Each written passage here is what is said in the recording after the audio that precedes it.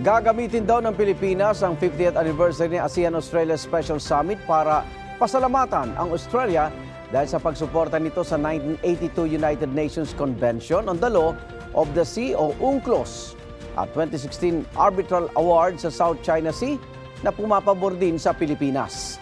Inaasahang tatalakayin sa Leaders Retreat ang iba't ibang issue sa Southeast Asia. Makakapulong naman ng Pangulo sa sidelines ng summit sa Australia ang leader ng Cambodia at New Zealand. Live mula sa Melbourne, may unang balita si Ian Cruz. Ian!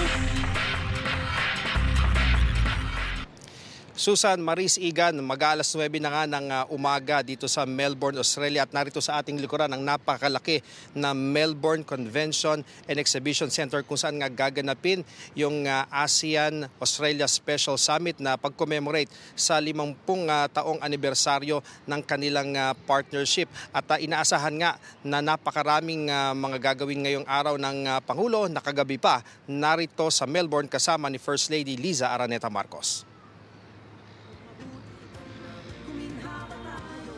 Umalis ang Pilipinas sina Pangulong Bongbong Marcos at First Lady Liza Araneta Marcos pa Melbourne, Australia para sa ika-50 anibersaryo ng ASEAN-Australia Special Summit.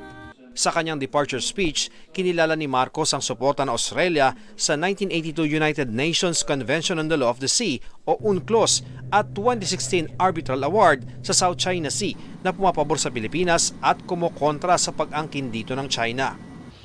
The summit will be an opportunity for the Philippines to thank Australia, ASEAN's oldest dialogue partner, for its unwavering support for the rule of law, for the 1982 UNCLOS and the 2016 Arbitral Award, through timely statements of support as well as through capacity building and academic initiatives to mainstream appreciation of international law.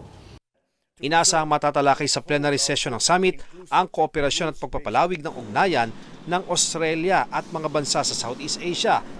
Ito rin ang unang pagsasama-sama ng ASEAN leaders ngayong taon na pagkakataon para muling mailahad ang posisyon ng Pilipinas lalo na sa regional at international issues. Sa Leaders Retreat, inaasahang tatalakayin ng ASEAN leaders ang iba't ibang isyong hinaharap ng Southeast Asia at buong mundo. May bilateral meeting din ng Pangulo sa mga lider ng Cambodia at New Zealand. Inaasahang makikipagkita rin ng Pangulo sa Filipino community dito sa Australia. Dadalo rin ng Pangulo sa launch ng mas pinalawak na Victoria International Container Terminal. Subsidiary ito ng ICTSI o International Container Terminal Services Incorporated ng isang Filipino tycoon. Habang wala ang Pangulo, si Vice President Sara Duterte ang tatayong caretaker ng gobyerno. Igan, Maris, Susan, dahil nga unang araw ngayon ng summit, inasahang napakaraming mga gagawin ngayon ng Pangulo mula sa mga dadaluhang forum, bilateral meetings at syempre inaasahan nga yung pakikipagkita niya sa Filipino community dito. Balik sa inyo.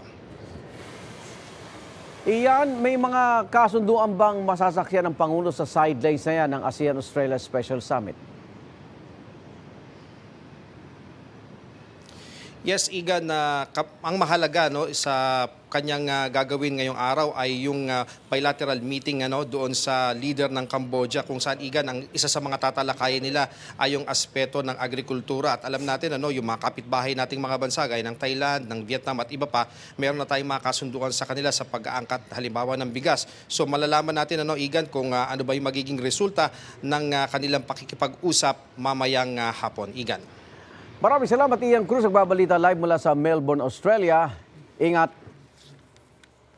Igan, mauna ka sa mga balita. Mag-subscribe sa GMA Integrated News sa YouTube. Sa mga kapuso abroad, subaybayan nyo kami sa GMA Pinoy TV at sa www.gmanews.tv.